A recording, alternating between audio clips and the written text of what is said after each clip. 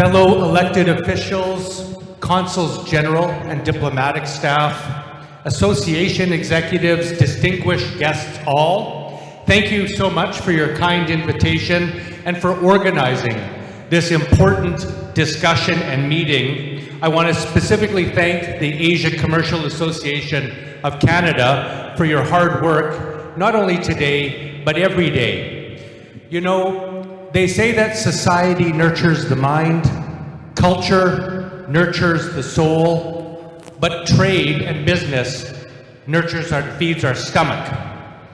And so I think today what we're talking about is something very important to the future of Canada and our future prosperity, and that's what I'd like to address my remarks to.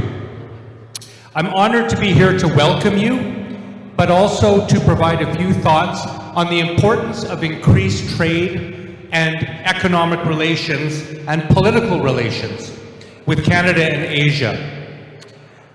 Let's just review a few key numbers. Asia includes 4 of Canada's top trading partners: China, Japan, South Korea, and Vietnam. Asia is Canada's second largest export destination after the United States. It's not Europe, it's Asia. Trade in services between Asia and Canada has grown by 66% since 2011. In 2020, that totaled $37 billion a year. Canada has increased its presence on the ground in Asia with 10 new offices in China and India since 2006, and we're committing more resources to ASEAN all the time. Now, I want to highlight a few specific examples of some countries of note, and every country in Asia is important, every one of them. But if we just talk with the People's Republic of China, China is Canada's second largest single country trading partner. Trade between Canada and China hit record levels last year in 2022, with imports from China breaking the $100 billion mark for the first time. Canada imported $100 billion of goods, and that's up 16% from the year before. Now, Canada's biggest commodity import from China was consumer goods at $32 billion, followed by electronic and electric equipment worth $28 billion. Now, Canadian exports to China, remember we're importing $100 billion, we exported about $28 billion in 2022. So you can see there's quite a trade imbalance, and we want to find ways that we can increase Canadian exports to the Chinese market. I know that we have representatives from Indonesia here, so I wanted to chat a little bit about Indonesia. Kind of surprisingly, Indonesia is Canada's largest export market in Southeast Asia, and it's a key destination for Canadian agricultural products, manufactured goods, and natural resources.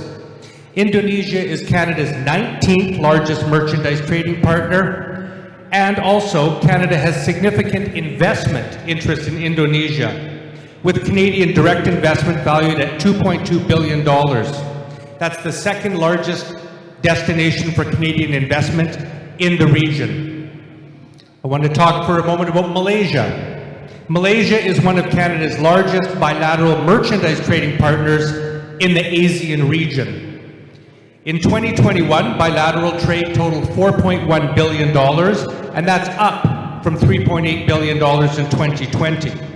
Top Canadian exports to Malaysia include fertilizers, potash, aluminum, plastic, cereals, wheat, and electrical equipment and oilseeds. Now, from a trade policy point of view, we know that Canada has made it a priority to sign trade agreements with Asian nations.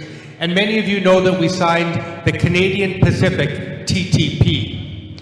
Now that allows Canada to have access to a market of of 500 million people with a combined gross GDP of $13.5 trillion.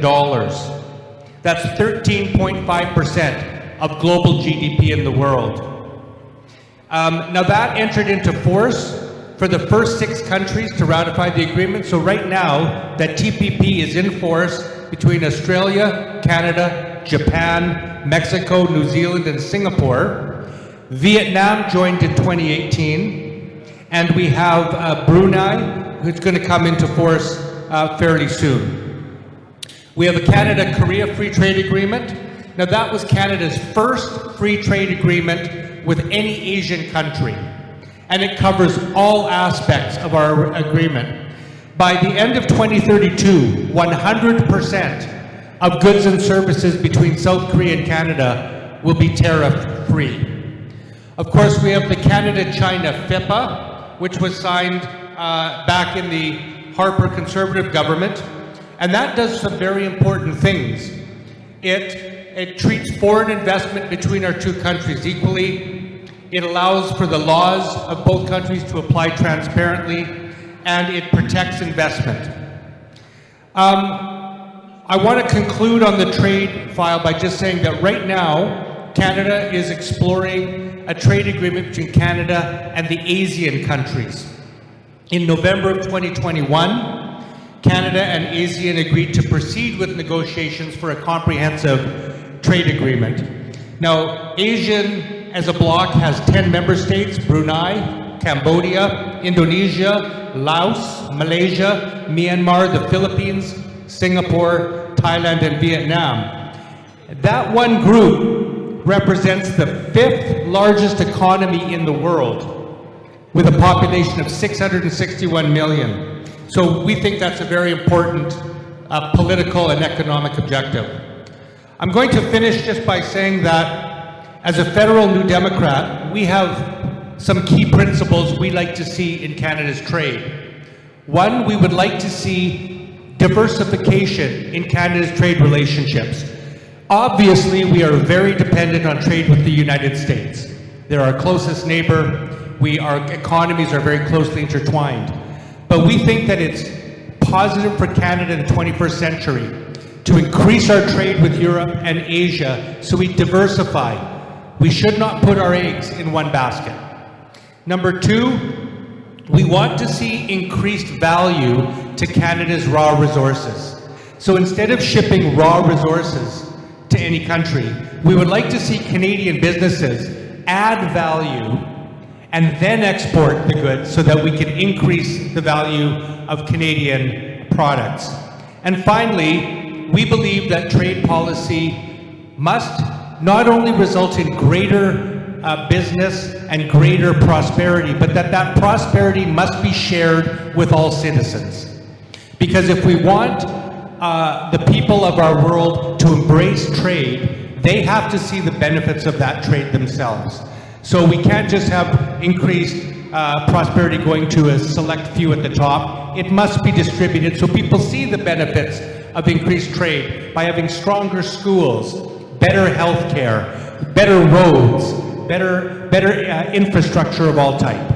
So on behalf of, I think, all of my parliamentary colleagues from all parties, I can tell you we share the goal of wanting closer political, economic, social, and cultural relations between Canada and all Asian countries, and I want to thank you for the role you play in helping make that a reality for us. Thank you very much, and I wish you a very, very productive luncheon.